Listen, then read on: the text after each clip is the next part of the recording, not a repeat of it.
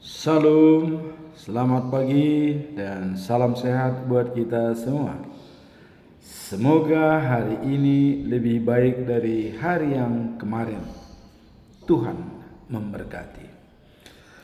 Firman Tuhan pada hari ini di hari yang ke-225 tanggal 13 Agustus tahun 2025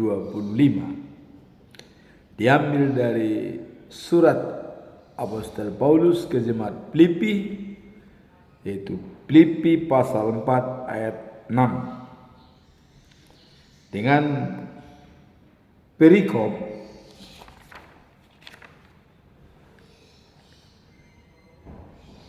beribadah pada Tuhan. Itulah perikop daripada ayat ini. Sebagai nats adalah sebagai berikut. Janganlah hendaknya kamu khawatir tentang apapun juga, tetapi nyatakanlah dalam segala hal keinginanmu kepada Allah dalam doa dan permohonan dengan ucapan syukur. Itulah firman Tuhan hari ini. Permohonan doa dengan ucapan syukur. Sebagaimana biasanya kita tetap mengacu pada bulan Agustus, pedoman kita dengan topik adalah hidup baru adalah hidup yang merdeka dari perbudakan dosa dan takut akan Tuhan.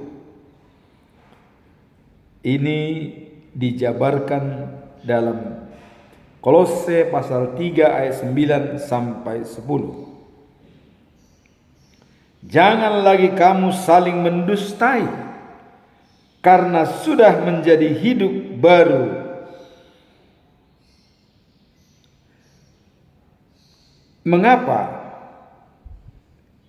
Sifat-sifat Allah ada pada diri kita yang diciptakan sesuai gambarnya, selalu memperbaharui diri dalam bidang apa? Jadi karena kita diciptakan Allah sesuai gambarnya, maka wajib hukumnya kita memperbaharui diri dalam 4 hal, yaitu spiritual capital, hubungan kita dengan Tuhan. Utara sejati kita harus jelas, fokus kita dalam hidup ini harus jelas. Itulah dikatakan spiritual capital. Baca firman Tuhan, berdoa, komunikasi dengan Tuhan, hubungan intim dengan Tuhan. Yang kedua adalah physical capital. Tubuh kita dilengkapi dengan sempurna alat-alat yang menggerakkan badan kita. Jantung memompa darah, hati menyaring kotoran-kotoran yaitu limbah, ada empedu. Kemudian ginjal membunuh racun yang masuk dalam tubuh. Otak memerintahkan segala yang dibutuhkan. Bekerja 24 jam. Alam bawah sadar kita 90% adalah kuasa Allah. 10% baru kita menjalankannya. Mendengar, berbicara, melihat, mencium, dan kemudian merasa, ada panca indera. Untuk menggerakkan semua inilah fisik kita harus fit, supaya semua bisa berjalan dengan baik. Mengapa kita perlu kontrol kepada dokter untuk melihat laboratorium daripada fungsi darah, fungsi ginjal, fungsi semua dalam tubuh. Itu demi memperbaharui diri. Kemudian ada satu yang sangat menentukan hidup mati kita, oksigen. Seberapa besarkah oksigen dalam tubuh? Ini bisa kita olah sendiri. Seperti saya katakan seperti kemarin, tarik nafas, tahan, dia akan bekerja dalam seluruh pori-pori tubuh, kemudian kita keluarkan. Tarik nafas, hirupkan.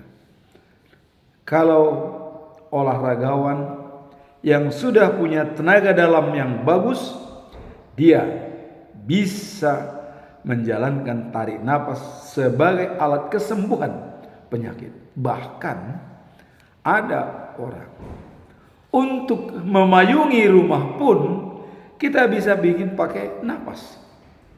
Saya pernah contoh, percaya atau tidak, believe or not.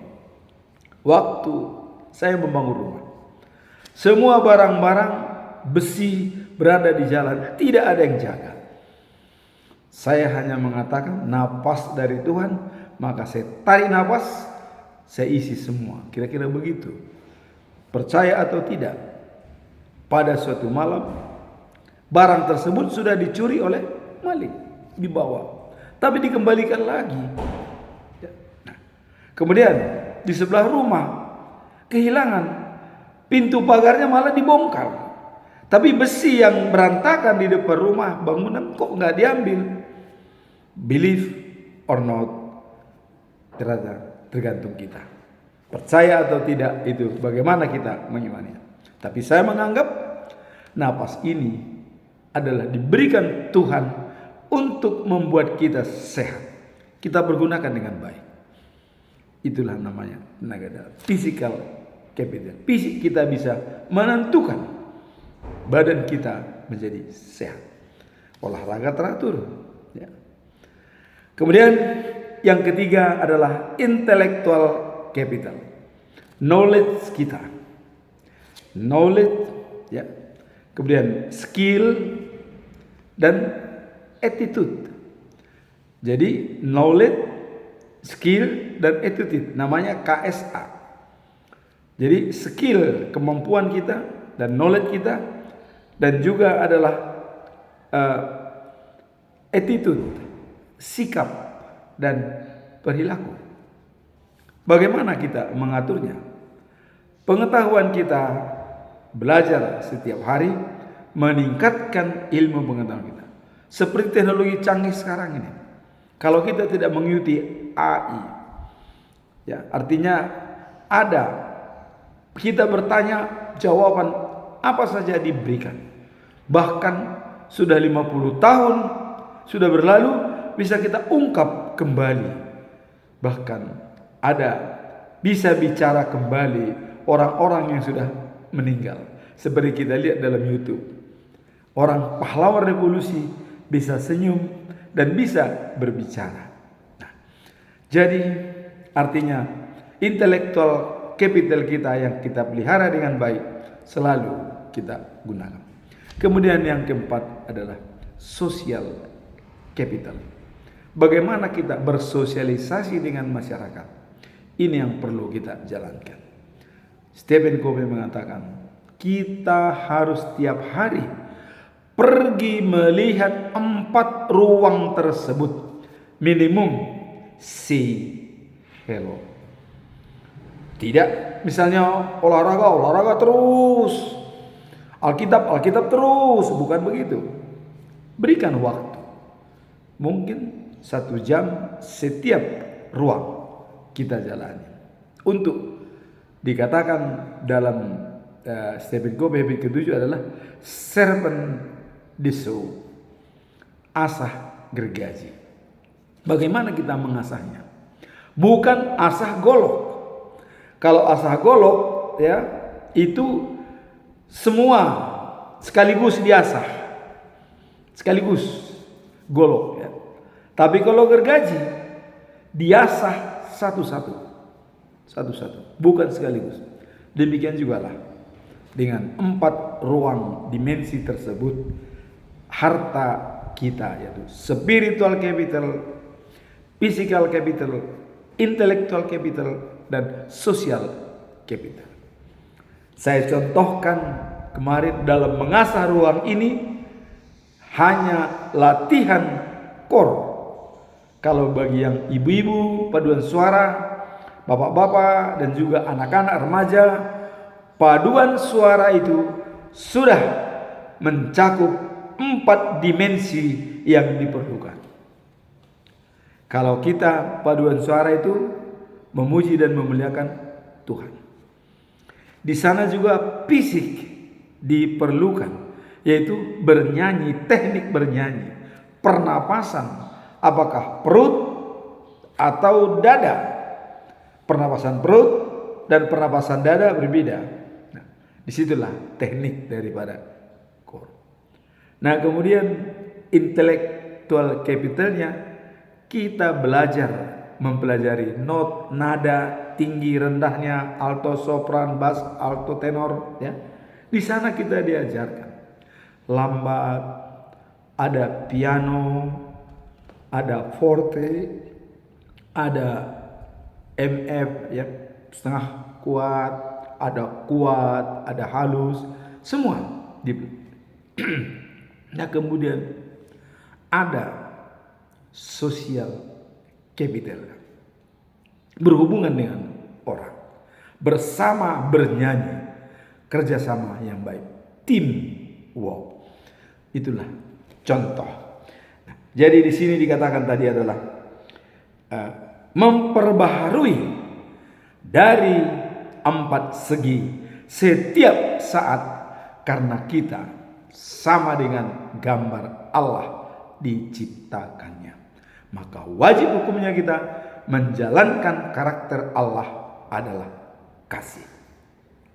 Nah, kemudian menurut Amsal, perbudakan dosa merujuk pada kondisi di mana seseorang terikat oleh kebiasaan buruk dan perilaku yang berlawanan dengan ajaran Tuhan. Jadi ada kebiasaan buruk dan perilaku berlawanan dengan ajaran Tuhan. Itulah dosa. Dosa dapat mempengaruhi kehidupan seseorang dan menjauhkan mereka dari hikmat yang diberikan oleh Tuhan dan juga kebenaran yang ditawarkan oleh Allah. Bagaimana kebenaran itu ditawarkan oleh Allah? Nah, itulah seperti Kolose 3 ayat 9 sampai 10. Seperti pedoman kita dalam bulan Agustus. Jangan lagi kamu saling mendustai. Kalau sudah hidup baru, selalulah memperbaharui diri. Nah, kemudian dalam Amsal 4 ayat yang 23, menjaga hati dengan sungguh-sungguh, karena dari sanalah terpancar kehidupan. Dari hati terpancar kehidupan. Kita harus menjaga hati dengan baik. Kemarin kita menyatakan penyakit hati ada 8. Apa itu penyakit hati? Kalau kita juga baca bukunya A.A. Gim, ya, A.A. Gim Mestiar, ada 8 penyakit hati. Dan dalam manajemen jati diri pun ini diutarakan, penyakit hati ada 8. Pertama adalah buruk sangka. Selalu kita menganggap orang lain jelek atau negatif. Jangan seperti itu. Jangan seperti pernah waktu Stephen Covey pergi naik kereta dan dia capek habis presentasi, dia enak sebenarnya tidur. Ada satu keluarga bawa anak 4 orang. Dan keluarga ini baru turun dari sebuah rumah sakit. Mereka sama-sama dalam kereta.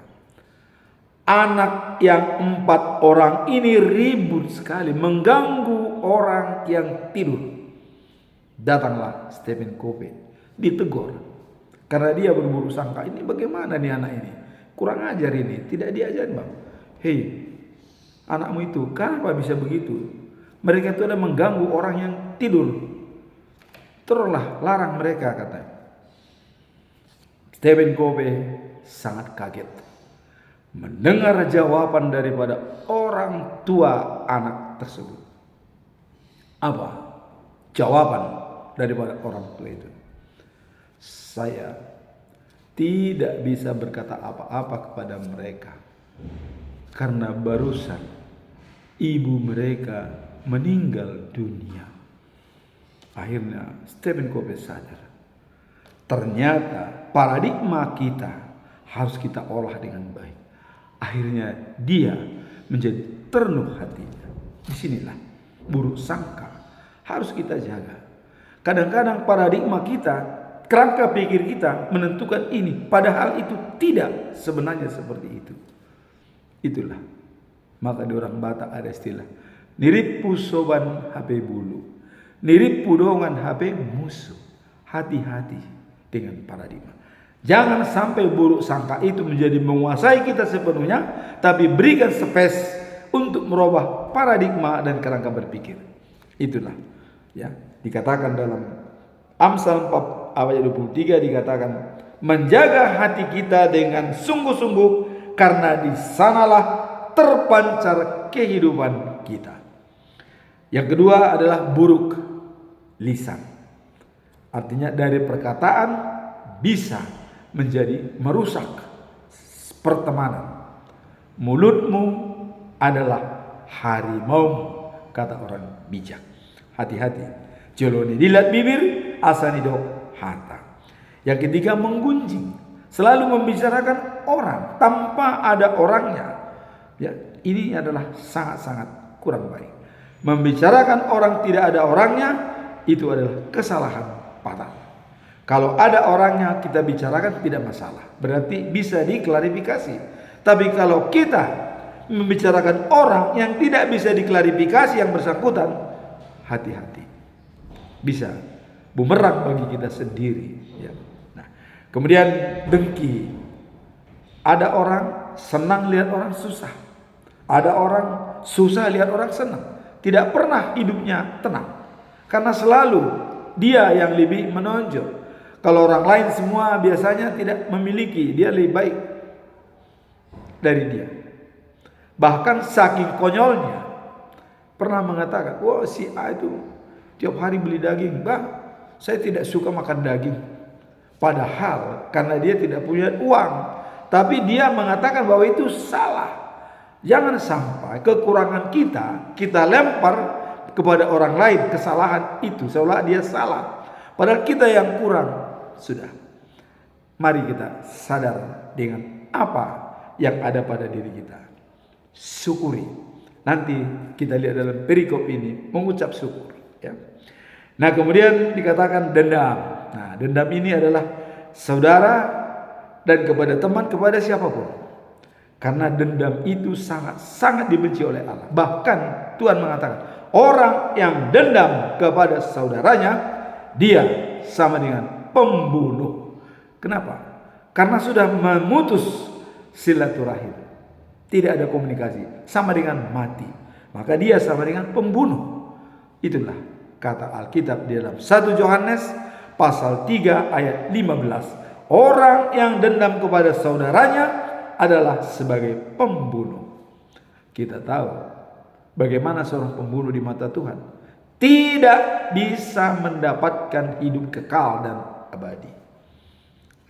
Nah kemudian marah. Marah adalah hak setiap orang. Tapi marah tidak boleh dipendam, tidak boleh dilampiaskan, kata Aristoteles ya. Tapi hak setiap orang. Marah adalah hak. Dan Aristoteles mengatakan marah kelola dengan baik. Marah kepada orang yang tepat, tujuan yang tepat, sasaran yang tepat, jalankan. Rencanakan marah itu. Buatkan interval waktu. Marah misalnya, kau begini, stop. Jangan marah langsung begini, langsung ambil pisau, lempar atau ambil gelas, dilempar korban.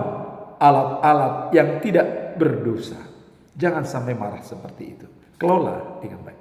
Marah boleh 1 minggu, boleh berjam-jam, tapi ada interval, ada tujuannya, ada waktunya, dan orang yang tepat. Jangan kita memarahi orang yang tidak tepat. Marahin dia dengan waktu dan tepat waktu dan tujuan yang tepat. Kemudian yang keenam adalah serakah. Jiwa serakah, berapa kali kita katakan ini, tidak senang kalau tidak mengambil semuanya walaupun tidak dipergunakan. Itu namanya serakah. Ada contoh begini. Kadang-kadang ibu-ibu ya mengambil plastik, dibawa semua dari tempat pesta, tapi sampai di rumah masuk dalam kulkas berbulan-bulan akhirnya tidak dimakan, dibuang begitu saja. Itu sering terjadi seperti itu. Kulkas dipenuhi dan tidak dimakan satupun, akhirnya dibuang. Coba kalau itu tidak bisa dibawa, tinggalkan aja. Bahkan ada yang butuh mungkin kalau ditinggalkan di dalam pesta itu, butuh orang. Itu yang namanya serakah. Kemudian ria. Ria ini adalah pamer. Kalau dia memberikan sesuatu harus dilihat oleh orang. Bagaimana supaya orang melihat? Itu kira-kira falsafah. Nah, dalam hal inilah bahwa kita diajarkan untuk menjaga penyakit hati. Dan juga kalau Amsal mengatakan bahwa dosa yang tidak bisa diampuni oleh Allah ada 7, seperti saya katakan sebelumnya. Ini berulang saya katakan kenapa? Karena kita bulan ini adalah merdeka dari perbuatan dosa. Maka kita ulang-ulang semuanya supaya semakin mantap bulan Agustus ini. Dengan adanya kemerdekaan dari perbudakan dosa kepada semua kita. Dalam Amsal pasal 6 ayat 16 sampai 19 dikatakan, sikap yang sombong dimarahin oleh Tuhan dan tidak dibiarkan oleh Tuhan. Mulut yang selalu berbohong, tangan membuat orang membunuh orang yang tak bersalah, otak yang merencanakan hal-hal yang jahat, kaki yang bergegas menuju kejahatan, saksi yang terus-terusan berdusta, orang yang menimbulkan permusuhan di antara teman. Jadi kalau kita membuat permusuhan di antara saudara, itu pun tidak dibenarkan oleh Allah. Ya. Sekarang kita masuk dalam perikop hari ini. Apa latar belakang daripada pernyataan Paulus kepada jemaat di Filipi bahwa jangan khawatir. Kalau kau khawatir, serahkanlah apapun kekhawatiranmu, permohonan dengan doa dan ucapan syukur kepada Tuhan. Apa latar belakang daripada perikop tersebut? Ayat ini menggambarkan atau menyampaikan pesan tentang menghadapi kecemasan dan mengandalkan doa. Jadi kita cemas, kita andalkan doa. Latar belakangnya menghadapi kecemasan dan kita manfaatkan doa. Dan kita diingatkan untuk tidak khawatir tentang apapun, tapi dalam segala hal kita diharapkan untuk membawa permohonan kita kepada Allah dengan penuh doa dan ucapan syukur. Jadi segala kecemasan kita, kalau ada keraguan-raguan dalam hidup ini, kita bawa dalam doa, serahkan kepada Tuhan. Itu maksudnya. Nah, ayat ini adalah surat Paulus kepada jemaat Filipi untuk menjaga supaya tetap fokus pada Tuhan walaupun menghadapi tantangan. Jadi utara sejati itu tetap tidak bergeser sedikit pun. Apapun yang dihadapi, tantangan bagaimanapun mereka, tetap fokus kepada Tuhan. Itulah latar belakang daripada ayat ini. Nah, kemudian dalam Amsal 3 ayat 5 sampai 6 dikatakan, percayalah kepada Tuhan.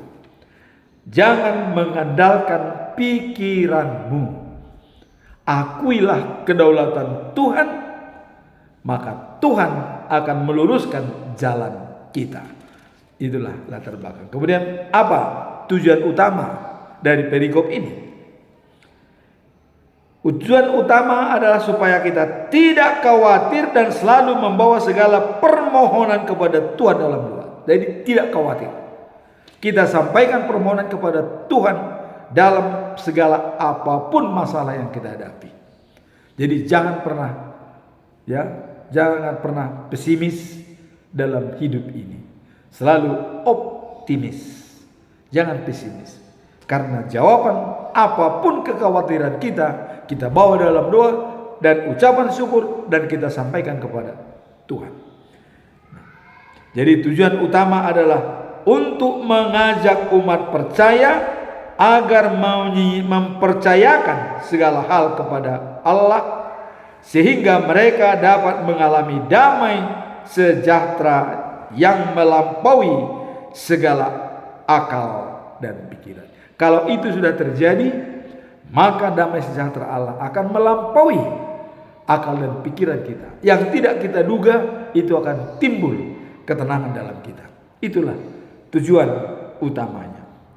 Nah, sekarang apa pesan moralnya dari perikop ini? Kita lihat. Pesan moralnya adalah pentingnya kepercayaan kepada Tuhan dalam menghadapi kekhawatiran dan tantangan hidup. Jadi kepercayaan kita kepada Tuhan dalam menghadapi tantangan hidup yang kita alami. Nah, kalau kita lihat dalam Matius pasal 11 ayat 28 sampai 30 dikatakan, "Datanglah kepadaku semua yang letih, lesu, dan berbeban berat, akan kuberikan kelegaan." Ini adalah kepastian. Datang kepada Dia yang berbeban berat, yang tidak bisa kita pikul. Dia akan membuat kita lega. Dan pesan teolog, para teolog dikatakan bahwa sering menekankan bahwa hal ini juga membantu kita untuk mengalihkan fokus. Jadi para teolog itu sudah menyatakan sering kita juga mengalihkan fokus dari masalah menjadi solusi.